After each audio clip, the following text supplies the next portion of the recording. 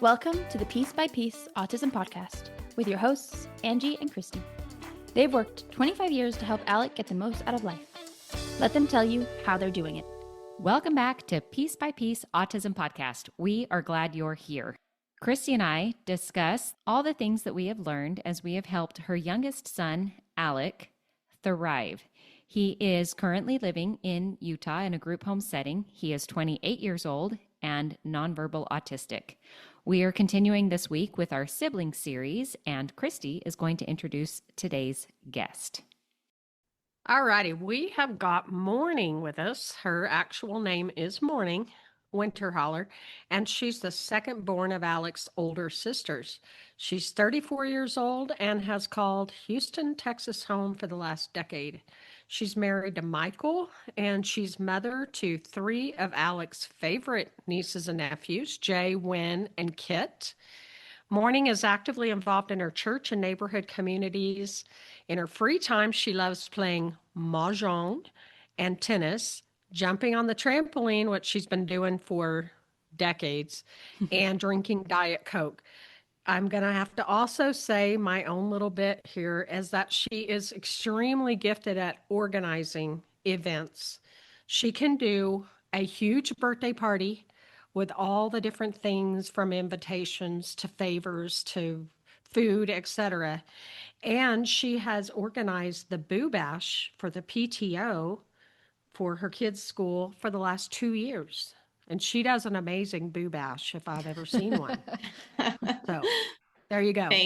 Thank you, Mom, for that lovely introduction. You're welcome. Morning. Thanks for having me. All right. Well, we're going to start off and just kind of get the ball rolling here by talking about your first memories of Alec. What would you say your first thoughts of Alec were, or how old were you when you kind of remember having memories of him? I want to start by saying I think I might have the worst memory of my siblings. In general, I have a pretty bad memory. So, Mom, feel free to correct me if I'm saying anything wrong. Oh, you think my memory will be good enough to correct you? Hey, I'll try. Yeah. So I remember Alec as a little toddler. And I distinctly remember him watching Barney. And I think he might still enjoy watching it. Am I wrong? Yes. Is that correct? He totally does. Yes. Loves watching Barney, the big purple dinosaur. And he would have a pull ring around his neck. He would stand kind of with his legs wide, far apart. As is typical with autistic kids, he would rock back and forth. He would spin. He would not get dizzy. And another thing I remember about little Alec is his funny diet. In particular, because it gives me hope that my own children will outgrow their funny eating habits as Alec has done as an adult. And then just like on that note with his diet, there's a photo of him that I specifically remember. And I don't know how old he would have been, but it was whenever we lived in Flower Mound. Do you know the one I'm talking about? He's in like model pose with his knee up and he's holding a corn dog. And it's one of yes. Yeah. It's one of my... He's lying on the floor. Yeah. He's lying on the floor. He's like in some funny little pose and he's holding a corn dog. And that just reminds me of Alec as a kid. Yeah, totally. Oh my gosh, I love that picture. Making those Sonic runs with him. Oh yeah. Yeah. The Sonic corn dog. Yep. Everybody loves it. And it's so funny. I don't think he loves corn dogs now. That's very sad. No. Yeah, he eats a J-Dog. He loves J-Dogs. So hot dogs with barbecue sauce on them or whatever that J-Dog sauce you would, I don't know. It's kind of a barbecue sauce. So good. He loves that. Good. He loves their French fries, but I don't think he would eat a corn dog at this point, which is weird because he basically survived on corn dogs as a toddler. Corn dogs and chocolate milk, right? Yeah, chocolate milk until he just said, no, I'm not doing chocolate milk anymore. I will not have any form of milk. Thank you very much. What about sibling guilt? Did you feel any sibling guilt? Meaning like, did you feel like, oh, why did he get afflicted with this and I didn't? Or any other form of sibling that you can think? Yeah. I remember having guilt kind of surrounding experiences that I could have that he couldn't, particularly social things and the thought of like, getting married and creating family of my own, and knowing that, no matter how much he improved in his life, that just wasn't something he was going to have. And I think the guilt grew whenever he was able to finally express himself more, whenever he learned how to tap and kind of express his longing for having more independence and having more of a lifestyle that was typical to kids his age.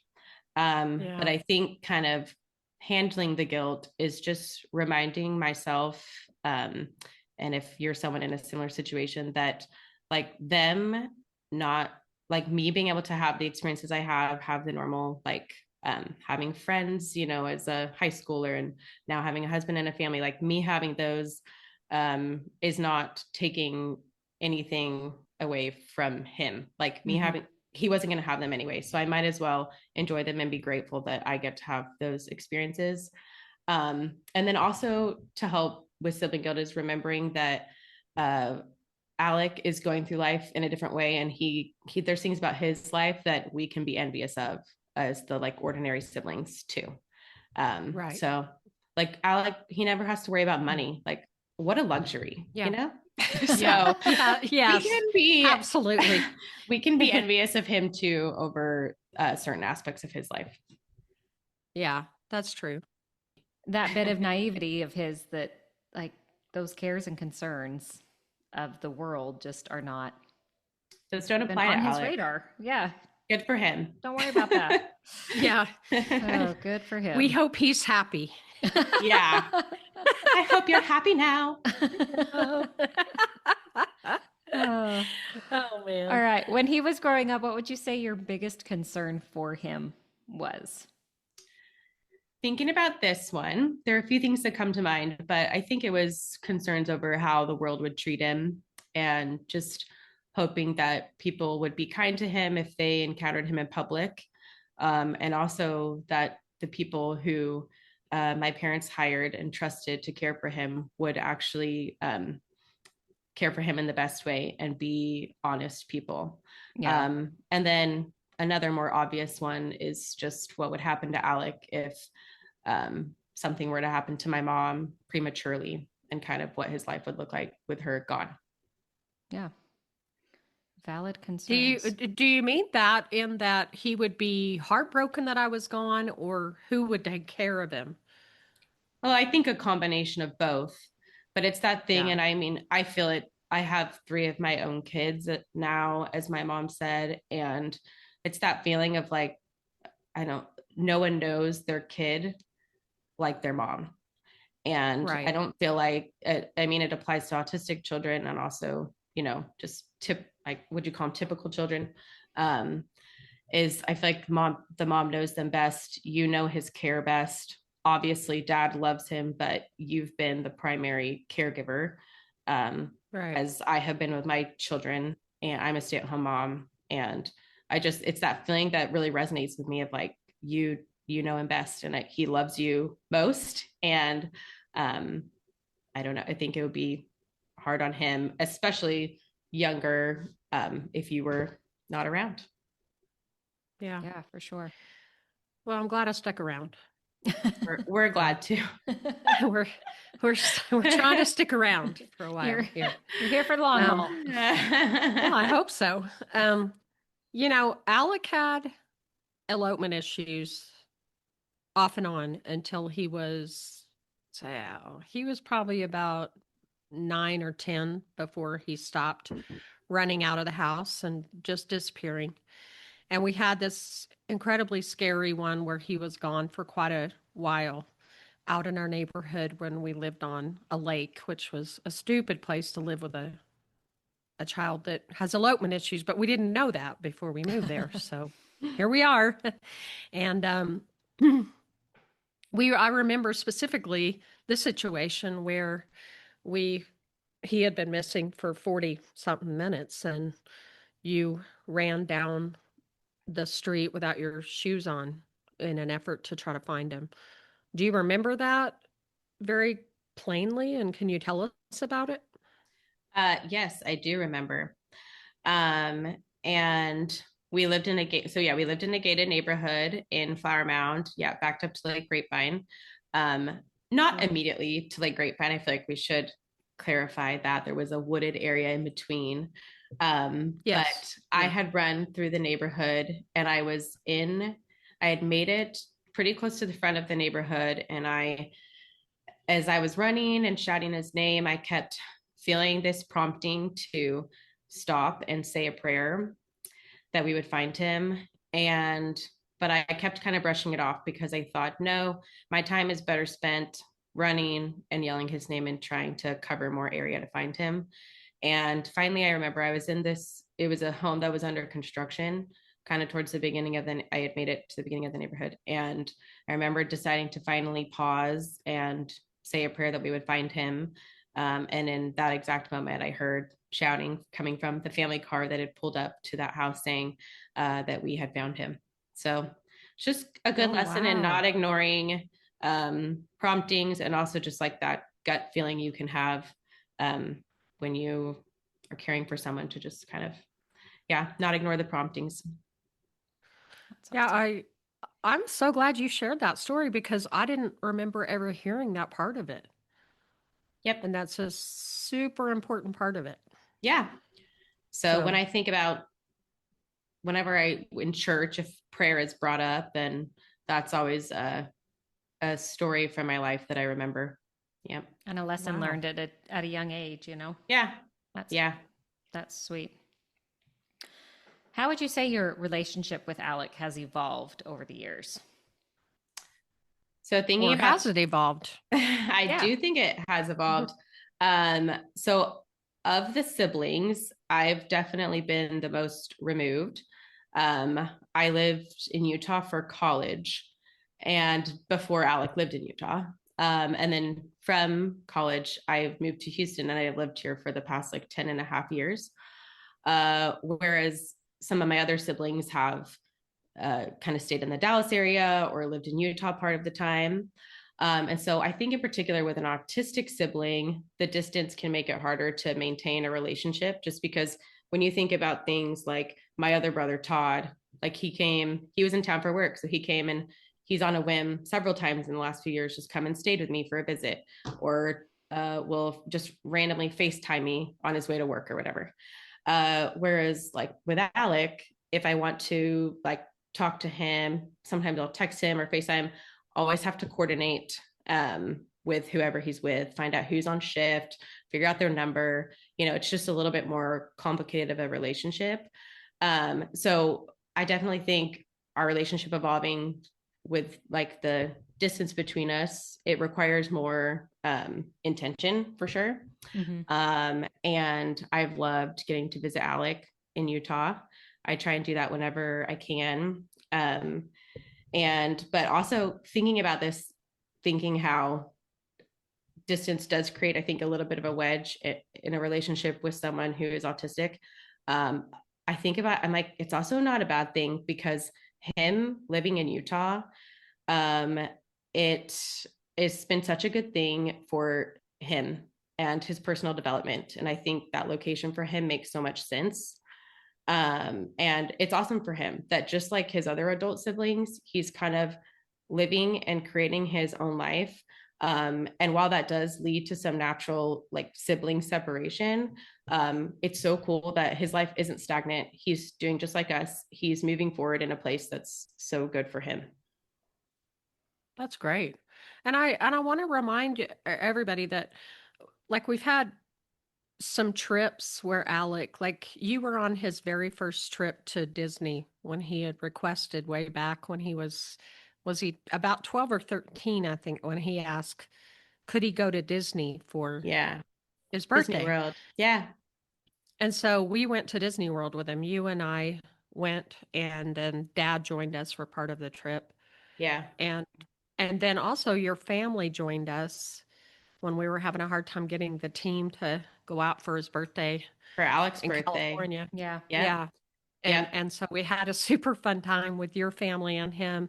We've talked about it before. He does better when there's a subgroup of the family rather Yes. than the entire family. Yes. Especially now that we've added 7 grandchildren to the family, that he does better with that. And y'all been good to prioritize getting together with him Yeah. in different settings besides his home here in Utah.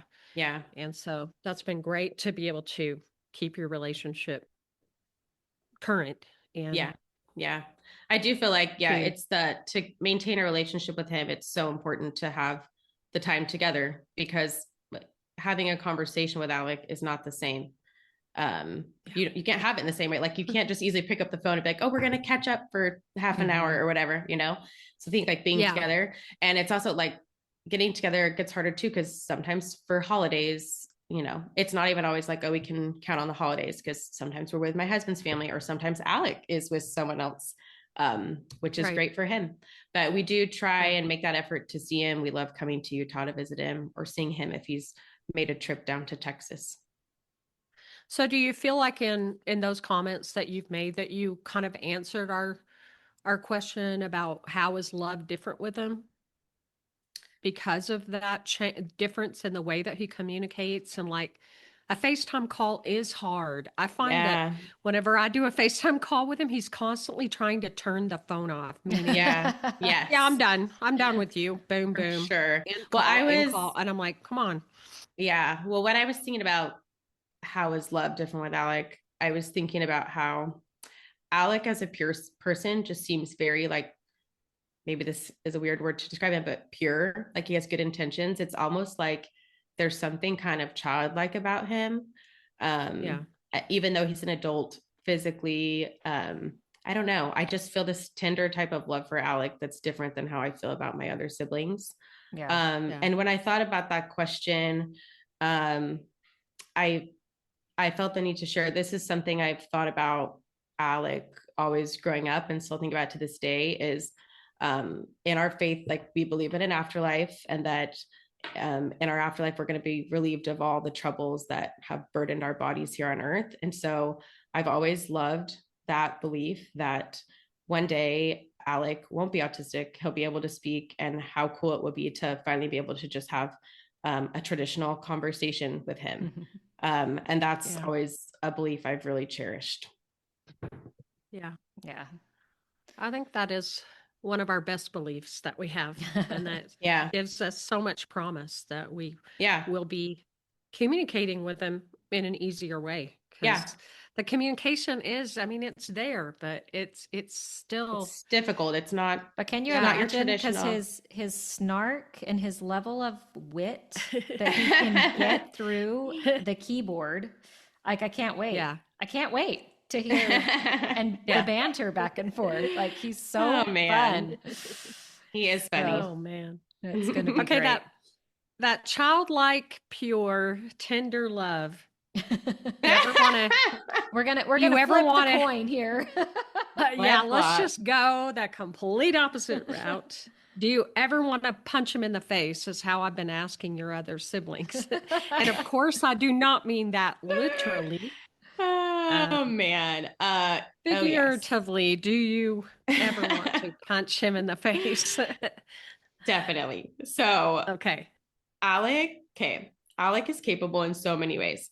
So sometimes, you know, it can be easy to forget that he has to wake up every day and try and live life with a brain that works very differently than the rest of ours. So we just have to remind ourselves of that whenever we feel like we want to punch him in the face, but obviously we never did. Right. So when I thought about this, an experience that stands out in particular was it was in my later years of high school. I was either a junior or senior, and my mom had gotten a new mattress, and Alec at the time, I don't hear that he still struggles with this. Correct me if I'm wrong, but he still struggles with this. Oh, with playing in it. Okay. Well, Alec enjoyed not much, but he does. Yeah. Okay. Oh man. Okay. Well, at the time I remember he struggled with like playing in his poop, like just smearing his poop. So my mom had gotten a new rather nice mattress, and she had the sheets and the cover off, I guess, because they were in the wash. And he went in and he pooped and smeared his poop on it. And I just remember there was tears, there was yelling. And I think everyone around wanted to punch him in the face in that moment. But it's one of those things where to us, it's just like, what the heck? Like, why would you smear your poop on this brand new mattress? But then we have to remember he is autistic. And even though he's really smart, just, some things are working a little differently up there. And he thinks that playing in his poop is fine. So, yeah. Yeah. Oh, yeah. man. And I thought, why couldn't he have done this on any other surface besides this brand new thing? Brand new thing. Like, and couldn't he have done it with the sheets on?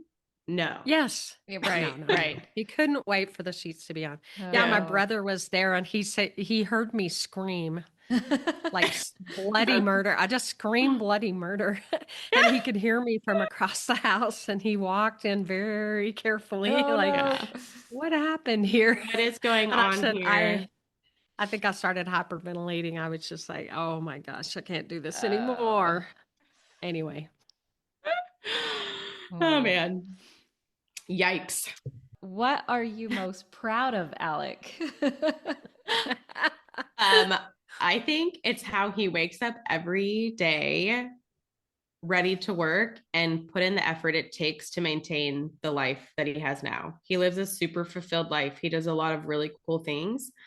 And like I've kind of talked about this before, but there are things that come really natural to us that we don't think about, like staying calm or brushing our teeth or loading dishes in the dishwasher.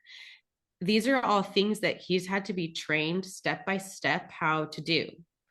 And I just think it's really cool that he has this really fulfilling life. It's a life he kind of dreamed of in the past, about kind of getting to move out and have some, as much independence as he'll ever have. And obviously he's had a ton of help from you guys and other people that work there, but it's him ultimately waking up and choosing to put in the effort every day. And kind of along that same line, something I think that's really cool about Alec is that he chooses to work at things and like try hard things, even though he doesn't have to.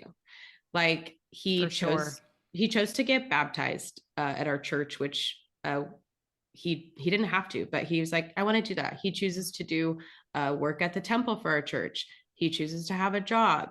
He learns like challenging skills. He goes skiing. He does water sports. He does all these really cool things that require a lot of hard work and putting him out of his comfort zone and having to kind of break things down step by step to learn how to do them. And it's really cool that he has the work ethic and makes the effort to do those things. Well, that's a great point, because a lot of that stuff I think, oh, he's just enjoying doing this, so it'll be better. But I do take that for granted now, because during the time he was a teen and he was going through puberty, it was much harder to get him out of the bed in the morning. And I remember a consultant said, hey, he needs something to get out of bed for. He needs to have something he's excited about. And so we went and made that a goal and said, we got to find things that will get this guy out of bed in the morning by his own motivation and not our motivation. So that we could really make that work. In an effort to kind of think about Alec, what adjectives would you use to describe him if you had to just boil it down to a few? Talented. Okay. Lovable. Funny. Hardworking and brilliant, I said. So talking about how, Alex had to kind of learn how to do these things that come naturally to us. Like on the flip side, he can do some things that are like so extraordinary. Yeah. Like how y'all learned, he can like, you can put a book in front of him. He can glance down for a second and you can ask him any question on the page and he can answer it. He like, whenever we learned that he could communicate via spelling, he knew how to spell. He didn't have to be taught how to spell. He knew math that he didn't have to be taught. Like he's just really brilliant in some unique ways. Yeah. He was a spontaneous reader. Yeah. And I guess that was cool. A spontaneous mathematician too, in some regard. And Spanish speaker. And Spanish speaker. He can remember anything. Just like it reminds me of your nephew, Morning. Wouldn't Dylan be your nephew? He can cousin.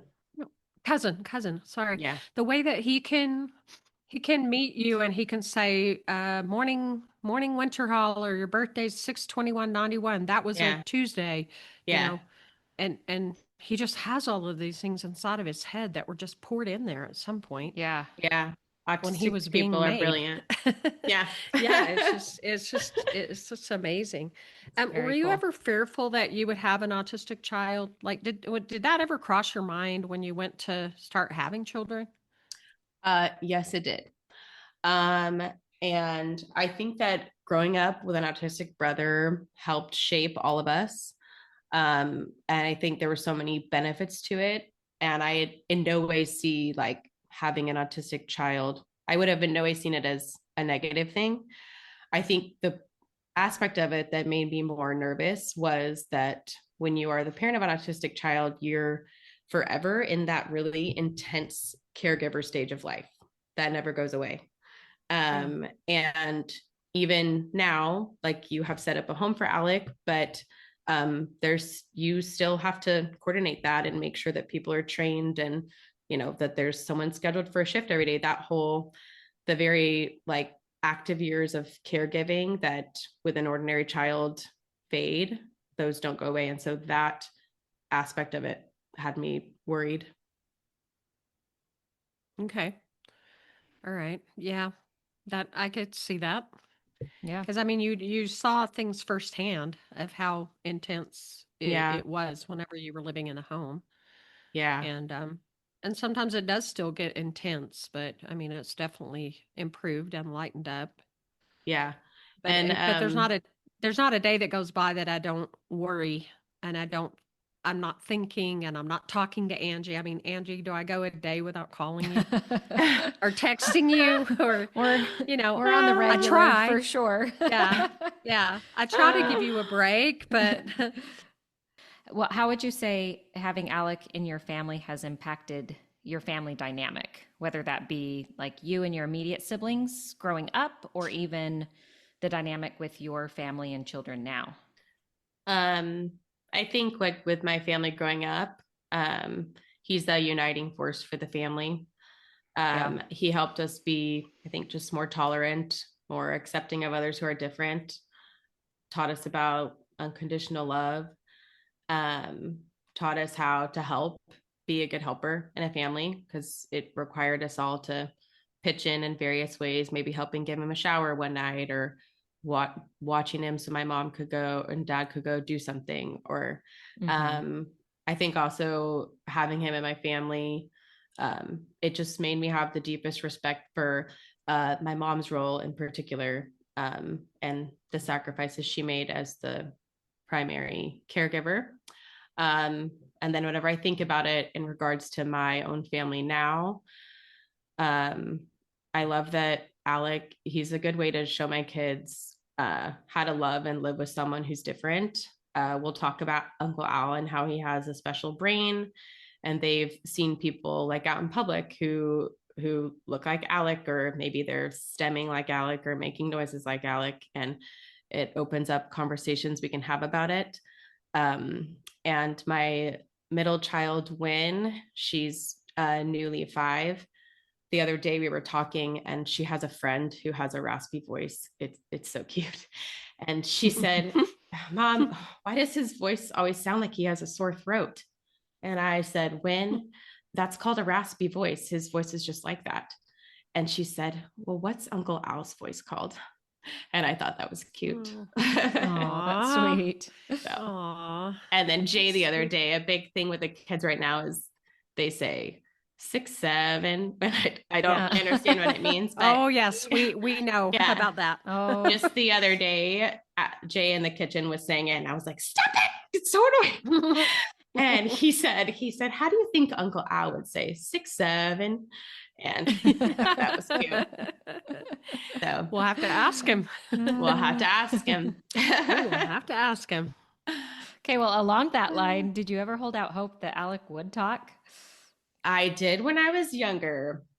I remember therapists saying, like, oh, even if he hasn't talked by this age, there still might be hope that he will talk. Remember, Mom? And I can't remember what the age was, But I remember specialists or therapists, whatever, saying that, like, oh, even if he hasn't said words by age 5 or whatever, there's still hope he could. And I remember clinging on to that. I also remember whenever we were younger being told that mentally he would kind of just stop at 18 months, even though he would physically get larger. Like that was my memory, is like, oh, thinking, oh, he's in his mind, he's just like an 18-month-old. Right. And it's like, it's crazy to look back on that and realize how wrong that belief was, because Yeah. once he could learn to tap, we realized, oh my gosh, he's had all these thoughts all along and there just wasn't a way to get him out. Whenever we learned, I was like, oh my gosh, how many conversations have we had in front of him where maybe we're talking about him or whatever and didn't realize, oh, he understood everything that was going on. And it's super cool. What a blessing that he can now express himself in such a way. And that we learned so much about how his brain works. Right. And I will say this, he does love 12-month-old toys. If you That think is of, true. he loves 6-month to 12-month toys.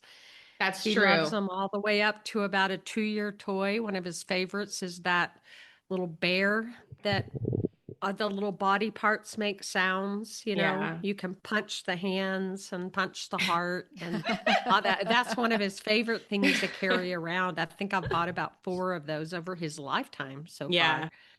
So I guess the professionals were not entirely incorrect. Some part of his brain has stayed 18 months. No, I think it's that pure part of him that the innocence. He seems like a child in a way. Yeah, totally.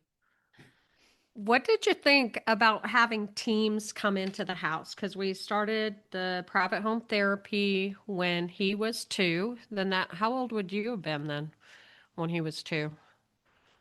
I think that I was thinking about this. I think that we're 6 years apart. I'm pretty sure. Okay. Are we? Because I'm 3 years older than Todd. Is he 3 years younger than Todd, I think? Oh, that's about right, because we would have been moving to Flower Mound and you had just had your baptism back at home at 8. Yeah. Back in Lubbock. I'm sorry. Not home. Lubbock. Yeah. Well, home to my me. home and my home. My hometown. And your home. Your hometown. Yeah. Oh yeah, you were born there. I'm the only Hard one. to keep straight. Hard to keep straight. Yeah, you're the only one. Me and you. You.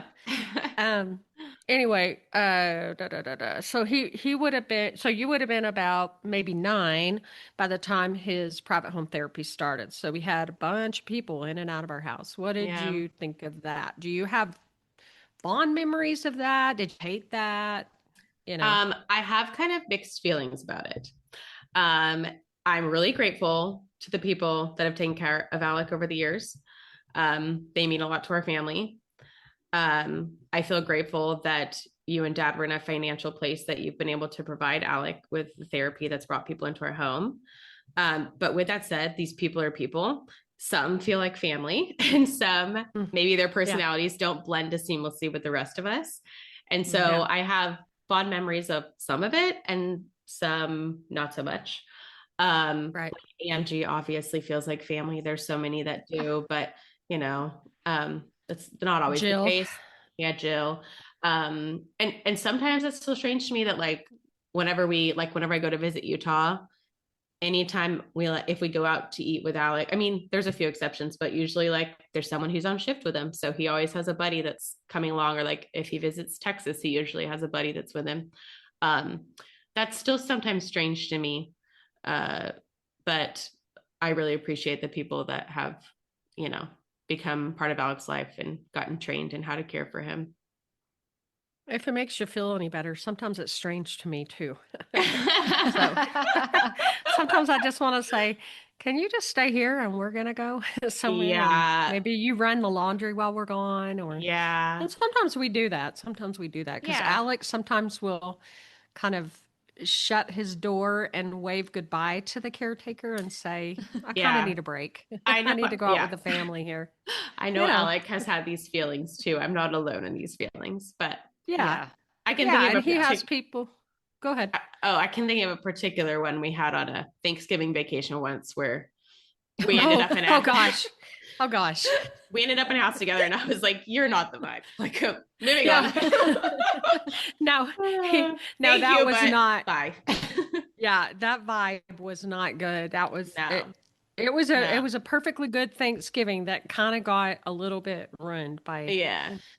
Okay, there was one time when you were shopping in the great store of Oh Nordstrom man. when Alec decided, not that he really decides these things, but he all of a sudden had a seizure. Will you tell us about this experience? And you can go ahead and throw me under the bus because it was in part my fault.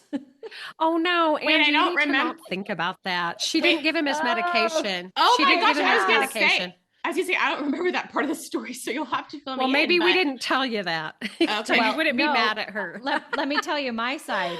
I remember calling you because he has always carried his backpack. Yeah. Plug for backpack episode if you've not listened. He always carried his backpack and he had meds there in his bag. We had made the swap. He had stayed with me the night before. We'd had, a great day or whatever. So I called you to say, I just realized I meant to pause my alarm and I hit the stop button and then of course didn't get back to it because I always had an alarm on my phone so I wouldn't forget to give him his meds. I just bumped the wrong thing. Anyways, called to tell you and you didn't answer your phone and he was in the middle of a seizure. So when you called back and told me, I just broke. I mean, I felt like the worst ever. Okay. But well, you're not the worst, anyways, Gee. It happens to the best of us. The story for you though is well, and the funny. other thing to remember here is now he has a nose spray, which is very convenient to give him out in the middle of Nordstrom or anywhere. But back then, he had a suppository. A great big one. A big one. That was a big syringe that you had to get in his butt cheeks. And then you had to squeeze the syringe and make this liquid Valium go into his rear end. Okay. So I'm take over the story. So I had Alec. We were in the makeup section of Nordstrom, just trying to check out. I wish I remembered what I was buying, but I remember I was in the makeup section of Nordstrom at the mall. What's that called? North Park Mall in Dallas. I was about to call it the Galleria, but that's the one here in Houston. And Alec starts having a seizure at the checkout. And like my mom said at the time, if his seizure went past a certain amount of time, you were supposed to give him this syringe in his butt. Well, he's like 20 something. His butt's kind of hairy. So, I'm like, okay, despite Todd manscaping him. Despite Todd's supreme arborist skills. Yes. It's still hairy sometimes. Anyway, so I'm having to scramble to give him the Valium syringe, and we had the nicest sales associate. She was so gracious, and she was so worried that his bottom was exposed in public. So she's like, "Oh, here, let me give you my cardigan." She takes it off and she drapes it over his butt, and I have to give him the syringe. And I can't remember now because I was panicking. I was like, "Do we need I had seen him have a seizure, but I had never been the one that was on with him. Doing it. Yeah. And I was like, does he need an ambulance? I want to say we called a family friend because I think it was I was like, how am I going to get him to my car? Did we call? I think Tanner Houghton may have come or was called or something. Yeah. Yeah. And I just remember the panic of oh my gosh, I have to get him to my car and his pants are down. And anyway, the lady was so nice. And then my mom later is like, did you at least slip her a 20 for her dry cleaning bill? And I'm like, I wasn't thinking about her dry cleaning. I was just panicking, trying to save him and get him out of there. So anyway, I was just so touched that she would put her sweater down. She was so sweet. And she wasn't, she didn't think twice. She just took it off her back and was like, oh, we need to cover him or whatever. She was so sweet. How sweet. I don't know her name, but thank you if you're hearing this and it sounds familiar. Thank you so much. Thank you for your kindness. Yeah, because I got to the point where I was going, oh, can we move him over here so he doesn't have a seizure on that rug right there? Yeah. Because that one's going to be so much harder to clean. Oh my gosh. No, he had one. We were putting his shoes on. And he was sitting You're like, no. on the... No. Yeah. And it was one that we could definitely see was coming. Yeah. Because his eyes would lock and we had warning on this one. Yeah. She's like, but can we move him over? Can we roll that rug out of the way? And so we did. It was fine. And he wet himself, and then it makes the Yes. cleanup easier than you just Yeah. clean up the floor, you know? Yeah. Well, Oh my gosh. But in the middle of the Nordstrom. in the middle Okay. of the Nordstrom, I was caught off guard, but I was prepared. You handled it like a champ. You did. That was. And I don't know that I've ever forgotten to give him med sense. I'm just going to say that. You usually only happens once, and then No. Yeah. you don't let that happen again. Yeah, we but- don't let that happen. Sorry to have put you through that morning. It's okay. Okay. Oh, What a- man. Okay, morning. What about when he moved to Colorado to his first group home? Mhm. What did you think about all that? I think I remember it being an exciting opportunity for him to kind of get out. It was kind of his chance to get out and live with some friends, which was cool. And it was kind of people he was familiar with. It was nice because it was leaders also he was familiar with, having done some programs for autistic kids up there already. I remember we did a sibling trip up there where all of us went. Yep. I don't recall though if he had been there for a while or if that was more. I don't remember the timing of that trip, but I just remember going up to visit and the visit making me a little sad, just kind of realizing the distance and also where he was there, it was kind of a little bit trickier to get to. Like flights could be a little more finicky and that sort of thing. And also at the time of that trip, I was newly pregnant with my first child and really sick. And I just remember kind of wondering, okay, what's my life going to look like with a baby? And how will that affect my ability to kind of come up and see my brother? At the time I was working and it was kind of more flexible, weekends are open, you can go do whatever. But I was having a baby and just kind of wondering how that would affect my ability to see Alec and kind of maintain a relationship with him.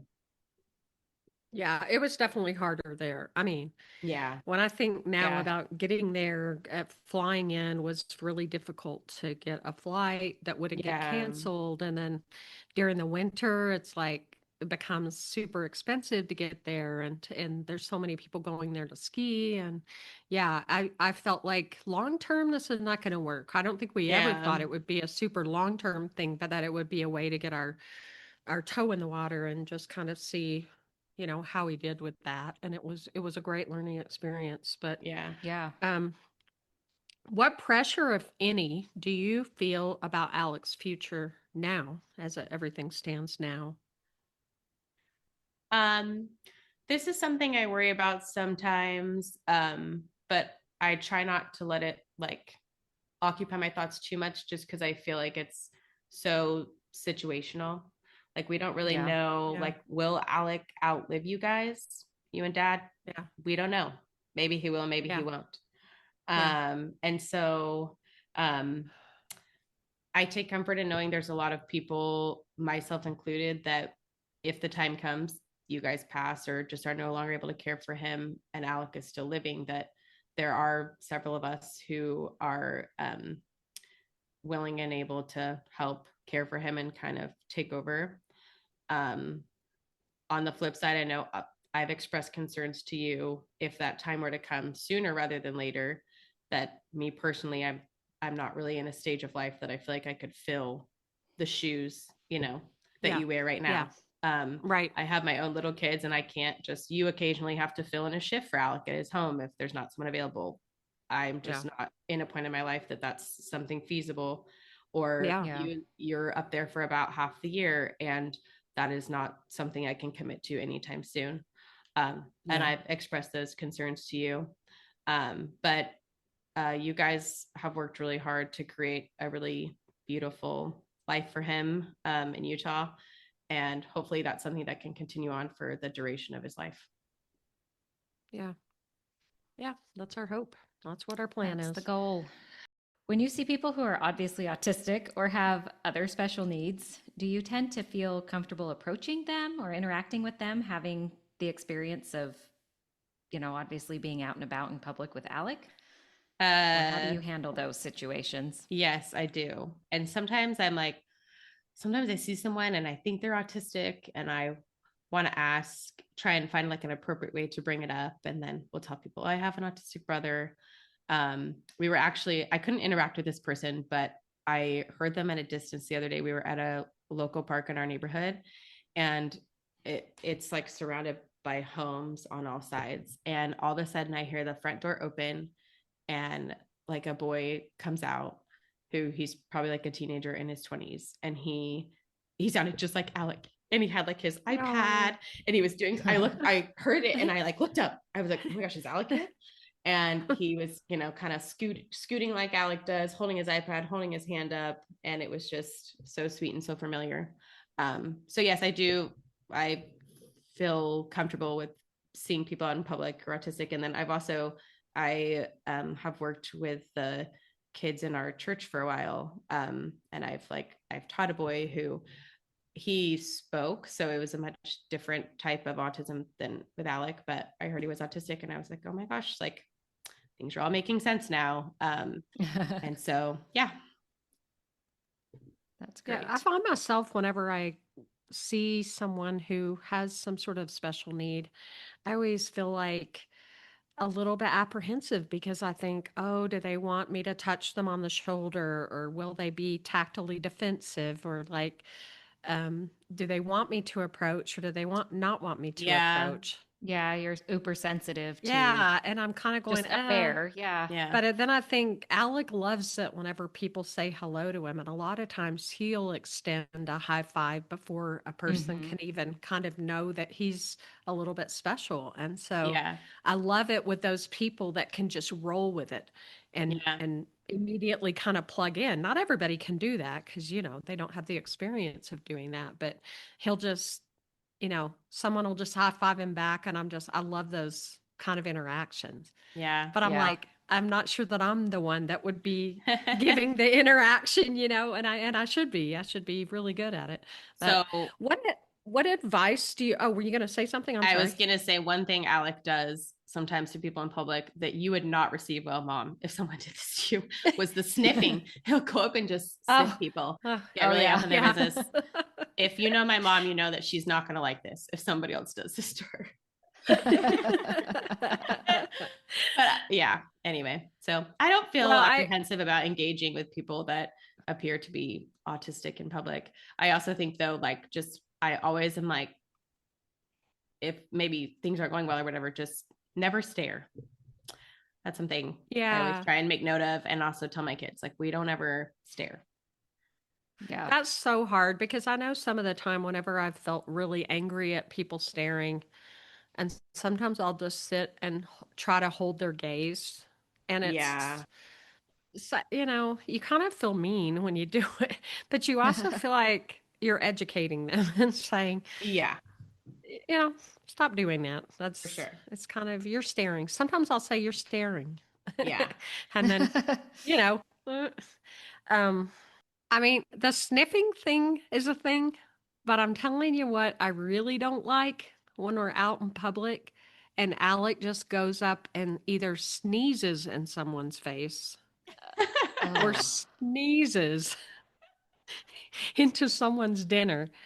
Oh, we had that happen before, and the family would not let me buy him it was Shake Shack. It wasn't like, thank God it wasn't some fancy place. It was super expensive. But I said, oh, let me buy you a new meal. And they said, nah, it's fine. Yeah. I'm like, oh, that's not the way I would be going on that one. You're buying me a new dinner. I'm sorry. Your kid just sneezed into my face. So oh my gosh. So, that's funny. That's not my favorite thing. I attribute my great immune system. I rarely get sick, knock on wood.